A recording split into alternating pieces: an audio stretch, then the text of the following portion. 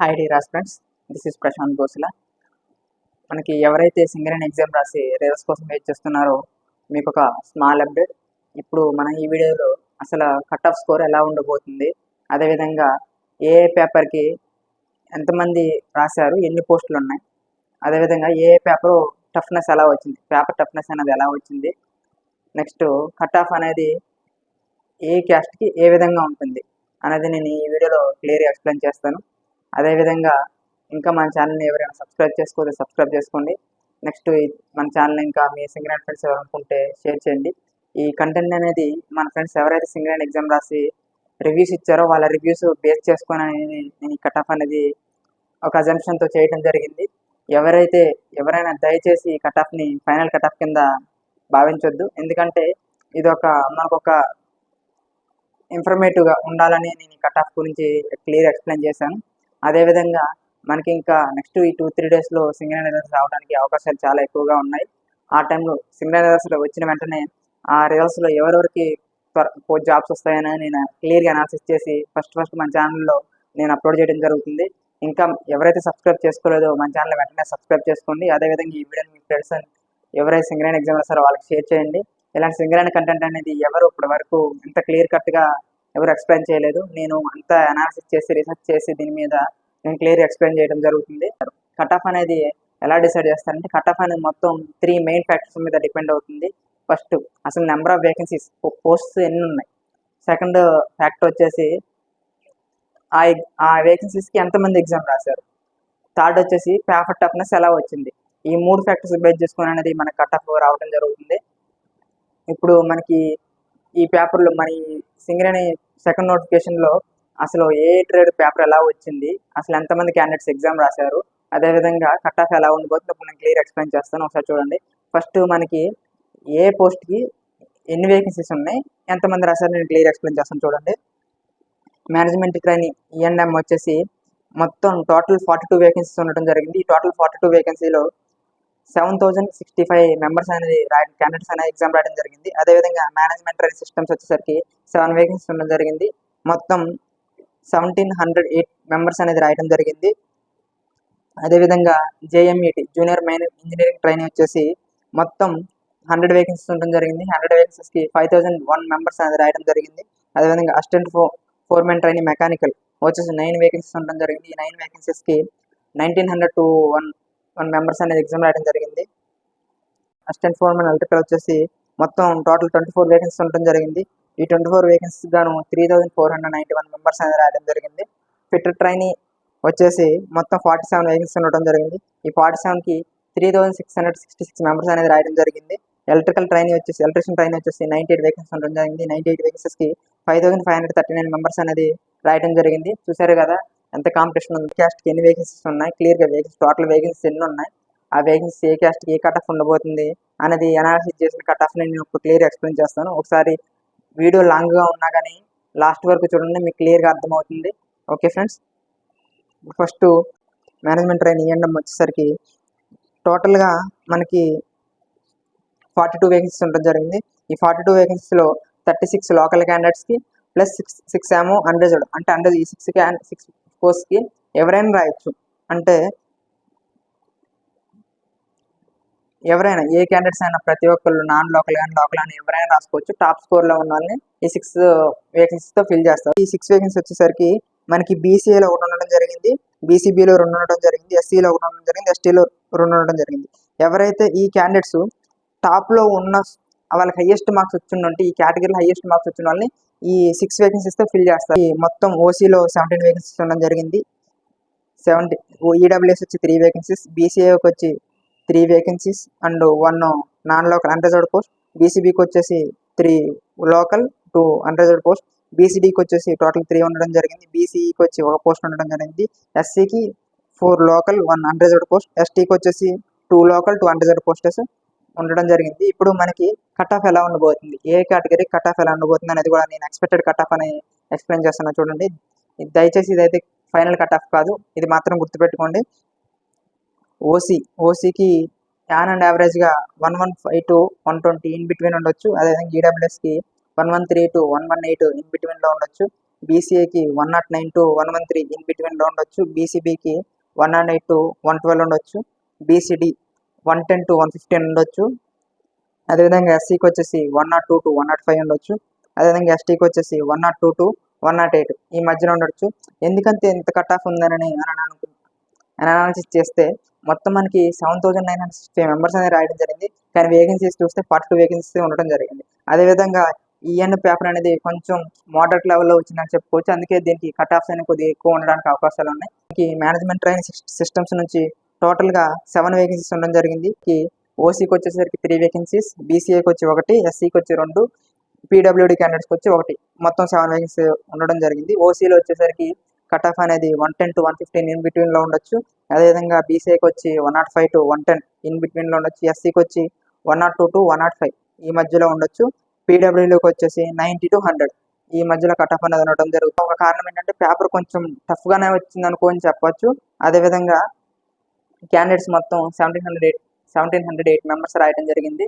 Okay, in between ఒకవేళ మీరు cut off అనేది మనం చెప్పిన పొజిషన్లో రాకపోయినా +or-5 మార్క్స్తో అయితే ఖచ్చితంగా వస్తుంది. జూనియర్ మైనింగ్ ఇంజనీర్ ట్రైనింగ్ మొత్తం టోటల్ 100 వేకెన్సీస్ ఉండడం జరిగింది. ఈ 100 వేకెన్సీస్లో 95 లోకల్ ప్లస్ 5 అండర్జర్డ్ పోస్టులు వచ్చేసరికి ఓసీకి 3 ఉండడం జరిగింది, ఈడబ్ల్యూఎస్కి 1, బీసీఏకి 1 ఉండడం జరిగింది.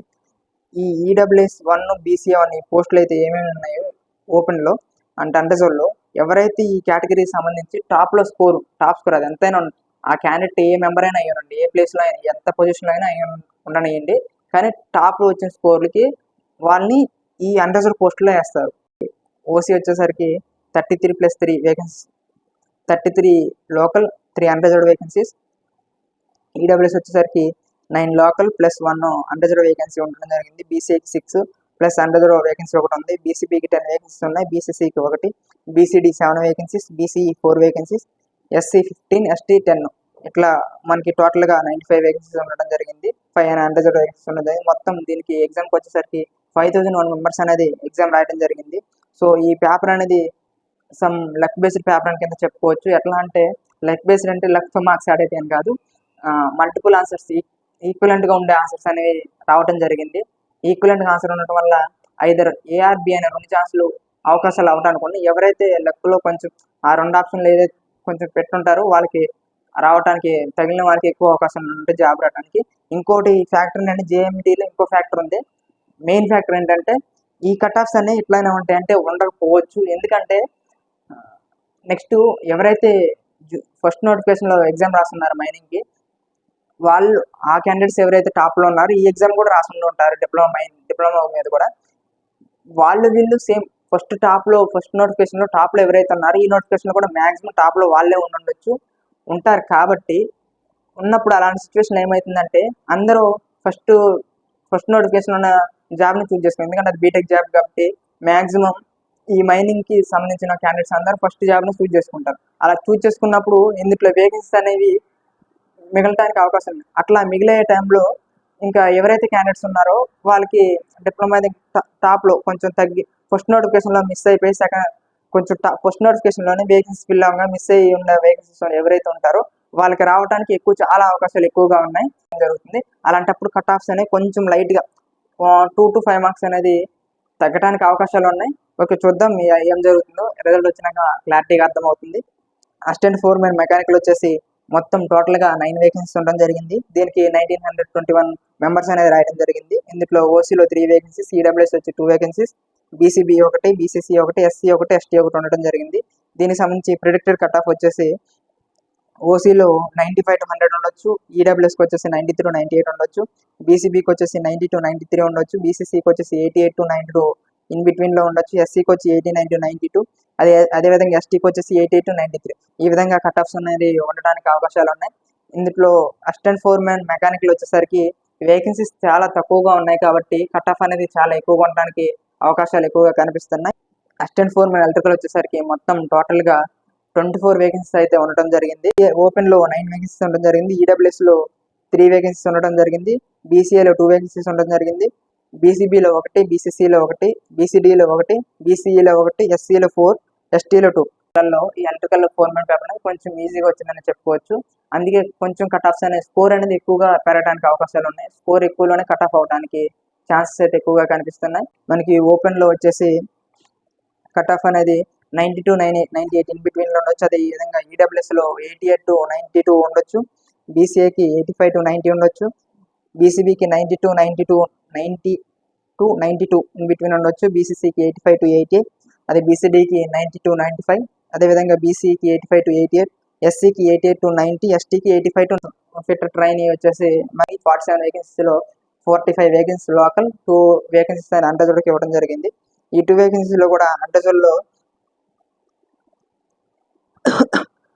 అవి ఓపెన్లోనే ఇవ్వడం జరుగుతుంది. ఓపెన్లో ఇచ్చారు కాబట్టి అసలు ఎవరైనా టాప్లో ఉంటే ఆ 2 వేకెన్సీస్ ఏ క్యాస్ట్ వాళ్ళు టాప్లో ఉంటే వాళ్ళకి వెళ్ళిపోతుంది ఆ 2 వేకెన్సీస్ అనేది. ఓపెన్లో వచ్చేసరికి మొత్తం మనకి 15 వేకెన్సీస్ అనేది లోకల్, 2 వేకెన్సీస్ అండర్జోడ్లో ఇచ్చడం జరుగుతుంది. ఈడబ్ల్యూఎస్కి 5 వేకెన్సీస్, బీసీఏకి 3 వేకెన్సీస్, బీసీబీకి 4 వేకెన్సీస్, బీసీడీకి 4 vacancies, BCE 2 vacancies, SC 7 vacancies, ST 5 vacancies ఉండడం జరిగింది. కట్ ఆఫ్ చూసుకుందాం.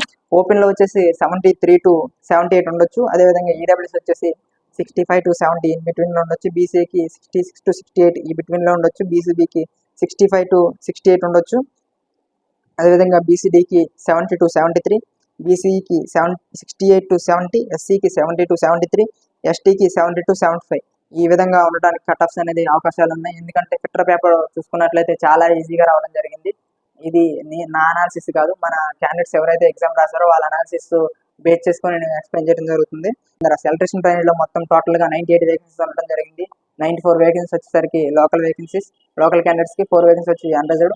ఈ 4 వేకెన్సీ వచ్చేసరికి ఓపెన్లో ఒకటి ఇవ్వడం జరుగుతుంది, ఈడబ్ల్యూఎస్లో ఒకటి ఇచ్చారు, బీసీబీలో ఒకటి ఇచ్చారు, అదేవిధంగా ఎస్సీలో ఒకటి. మనకి టోటల్గా ఈ 90 వేకెన్సీకి గాను 5539 క్యాండిడేట్స్ అనేది ఎగ్జామ్ రాయడం జరిగింది. ఎలక్ట్రీషియన్ ట్రైనింగ్ కట్ ఆఫ్ చాలా ఎక్కువగా ఉండడానికి అవకాశాలు ఉన్నాయి. ఎందుకంటే ఒక 2 మేజర్ రీజన్స్ ఉన్నాయి. ఇందులో క్యాండిడేట్స్ అనేది చాలా ఎక్కువ మంది రాయడం జరిగింది. అదేవిధంగా నెక్స్ట్ ఫ్యాక్టర్ వచ్చేసి పేపర్ లెవెల్ అనేది చాలా టఫ్గా రావడం జరిగింది. టఫ్ మీన్స్ దట్ ఈ పేపర్ మొత్తం ప్రాక్టికల్ ఓరియంటెడ్ పేపర్ రావడం జరిగింది. ఈ ప్రాక్టికల్ ఓరియంటెడ్ పేపర్లో ఉండడం వల్ల క్యాండిడేట్స్ అనేది ఎక్కువగా దాన్ని ఆన్సర్ చేయలేకపోయారు. అందువల్ల దీనికి కట్ ఆఫ్స్ అనేవి ఎక్కువ ఉండడం జరుగుతుంది.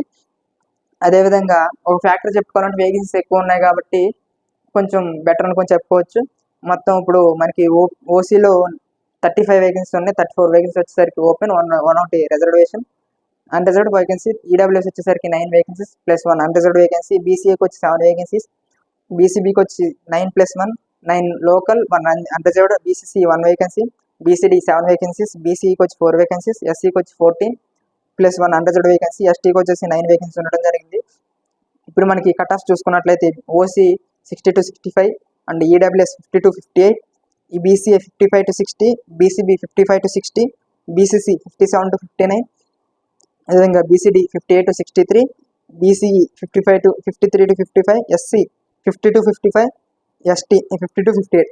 ఓకే ఫ్రెండ్స్, చూసారు కదా నేను ఇప్పుడు మొత్తం నా అనాలిసిస్ ఈ స్కోర్స్ మొత్తం ఏదైతే నేను ప్రిడిక్టెడ్ కట్ ఆఫ్ చెప్పానో ఇది మొత్తం ప్యూర్లీ మన క్యాండిడేట్స్ ఇచ్చిన రెస్పాన్స్ బట్టే నేను ఈ కట్ ఆఫ్ అనేది తీయడం జరిగింది. దయచేసి ఎవరు కూడా ఈ కట్ ఆఫ్ సంబంధించి మీరు హోప్ పెట్టుకొని ఇదే ఫైనల్ కట్ ఆఫ్ అవుతున్నాము, ఒకవేళ నాకు తక్కువ మార్క్స్ వచ్చాము, నాకు జాబ్ రాదామని ఎవ్వరూ దయచేసి డిమోటివేట్ అవ్వద్దు. ఎందుకంటే మనకి ఫైనల్ పేపర్ అనేది ఒక 2-3 డేస్లో రావడానికి చాలా అవకాశాలు ఉన్నాయి. ఖచ్చితంగా ఈ 2-3 డేస్లో మనం చేసిన కట్ ఆఫ్కి దానికి +-5 మార్క్స్ అటు ఇటు అవ్వచ్చు. కానీ ఖచ్చితంగా ఎవరైనా ఈ కట్ ఆఫ్ చూసి ఇదే ఫైనల్ కట్ ఆఫ్ అనుకుని డిమోటివేట్ అయితే అవ్వద్దు. మనకి ఇంకా చాలా అవకాశాలు చాలా ఉన్నాయి. మనకి ఖచ్చితంగా కన్సిస్టెన్సీకి ప్రిపేర్ అయితే జాబ్ కొట్టడానికి చాలా అవకాశాలు ఉన్నాయి. రిజల్ట్స్ వచ్చిన వెంటనే దానికి సంబంధించి అనాలిసిస్ చేసి ఎవరెవరికైతే జాబ్స్ వస్తాయి అనేది ఫస్ట్ మన ఛానల్లో నేను పోస్ట్ చేస్తాను. ఇంకెవరైతే సబ్స్క్రైబ్ చేసుకోలేదో ఖచ్చితంగా మన ఛానల్ సబ్స్క్రైబ్ చేసుకోండి. అదేవిధంగా ప్రతి ఒక్క job update A to Z job update, state, central government notifications అనేది ఇవ్వడం జరుగుతుంది. అదేవిధంగా ప్రతి ఒక్క స్టూడెంట్కి ఒక జాబ్స్ మీద ఒక అవేర్నెస్ అనేది క్రియేట్ చేయడం జరుగుతుంది. సో అందుకే మన ఛానల్ని మీ ఫ్రెండ్స్ ఎవరైనా ఉంటే జాబ్కి ప్రిపేర్ అవ్వడానికి కానీ ఇంకా గైడెన్స్ చదువుకునే స్టూడెంట్స్ ఉన్నా కానీ మన ఛానల్ని షేర్ చేయండి. అదేవిధంగా ఇన్ఫర్మేషన్ మీ ఫ్రెండ్స్కి అందరికీ షేర్ చేయండి అండ్ సబ్స్క్రైబ్ చేసుకోండి మన ఛానల్ని. Okay, thank you.